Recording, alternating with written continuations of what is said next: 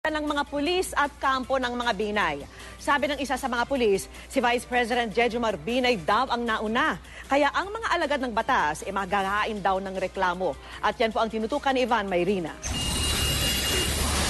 Nang kumalat kahapon ang suspension order ng Ombudsman laban kay Makati City Mayor Junjun Binay at iba pang opisyal ng lungsod, nagpuntahan sa Makati City Hall ang mga suporter ng pamilya Binay. Pero ang sabi ng mga Binay, hinaharang daw ang mga suporter nila para di makalapit sa City Hall. Kaya ang Vice Presidente mismo ang nag-ikot sa paligid ng City Hall kagabi.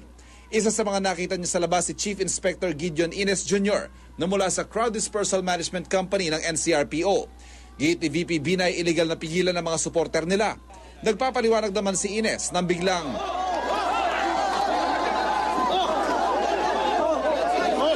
sa dami ng suporter ni Binay, halos walang nagawa ang barikada ng mga pulis. Ilan dito ang mga babae. Ang mga suporter, malayo nakapasok sa City Hall grounds. Si Chief Inspector Ines napatabi na lang at halatang nagulantang. Wala naman akong nanunulak. Sila nga yung unang nanulak, kitang-kita nyo naman. Matapang. Lumo, layo. Tinulak pa ako rito. Wala man akong ginagawa. Matapos lang ilang minuto, bumalik si VP Binay. Humingi ng paumanhin at nakipagkamay kay Ines. Teka lang. Pasensya na. Sabihin mo nga sa akin kung mayroong batas na nagbabawal pumasok sa loob. Ayun ang masama nun. But you know, I'm also a marine officer. But the order is given. You can refuse not to go. Don't tell me that it's precisely. And I'm telling you, it is an illegal order. So, inisip ko lang sa iyo. Hindi natin ipagpatuloy ang pag-aalala. Kasi sasalubungin namin kayo. Tulad ng mga nauna, wala na rin nagawa ang PNP ng si Binay na pumbronta para papasukin sa City Hall ang kanilang mga taga-suporta. Walang nagawa ang mga pulis kundi sumunod sa Vice Presidente.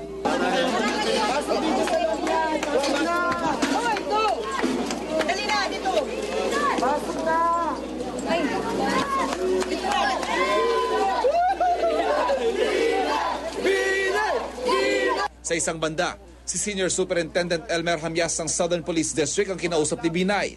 Binalaan daw niya at sinabihang huwag pipigilan ang mga suporter nila. Sasabi ha? Opo. Huwag nang pumasok bukas. Pete! Opo. Dahil ito mo kami bukas na kami. Kaya rin, sir. Wala po tayong sinasabi ganun kayo. Basta sinasabi ko lang kayo. Opo. Ikaw, kilala kita ha? Opo. Kilala mo ko. Opo. Kilala kita kung ay kiraba mo sa Manila. Opo. Huwag mong gawin dito sa Makati. Marahas ka sa parang. Sir, wala po akong ginagawang ganun karaan, sir.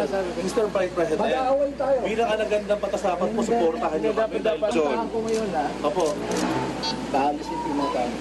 Ay, hindi po, Mr. Vice President. Habang pababa ng hagdan, may nakasalubong pang isang supporter si Binay na binakapan niya sa isang bantay na pulis. Sir? Ayos na ito. Pinamalaman pa yan, bibiro lang pala. Eh, wala naman pong Ikaw kasi nangaharang ka sa pagpasok. Oo, papasok lang po kami. Ano yung kasalanan? Ano ang kasalanan dyan? Ano ang pinanalo kami tigang Makati? Sabi ni Ines, bukod sa kanya, 5 babaeng pulis ang nasaktan kagabi. May narinig din daw siyang pagmumura sa kanilang mga pulis pero hindi naman daw galing mismo kay VP Binay. Itinanggi din ng grupo ni Ines na silang nanulak sa grupo ni Binay. So, habang nagdi-discuss ako sa kanya, bigla siyang nag-react. Tinulak niya yung front line, lalong-lalo na yung mga babae. So, nag-react na yung mga bodyguard niya. Doon na tinulak niya kami, papalayo, more or less 20 meters. Ako, kinelyuhan, inibdiban, saka sinuntok dito sa muscle. Kasi po nung nagkadumugan na po ng mga supporters ni Vice, yung mga security po ni Vice, kala po nila, lalaban pa kami. Eh, paano po kami makakalaban? Eh, sobrang dami po nila. Naganon po nila kami sa dibdib namin. Ako, nagkapasa po ako dito, nagpa-medical. Tinatayang mahigit sa 10 pulis ang nasugatan mula kagabi. Kaya ang PNP, naghahanda para sa paghahain daw ng reklamo. Basta pinapakuha lang yung buong detalye.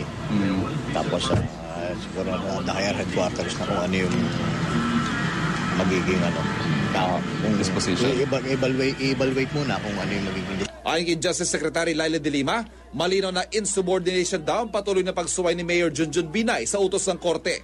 Malinaw din daw na nag-uudyok ang alkalde ng gulo sa Makati.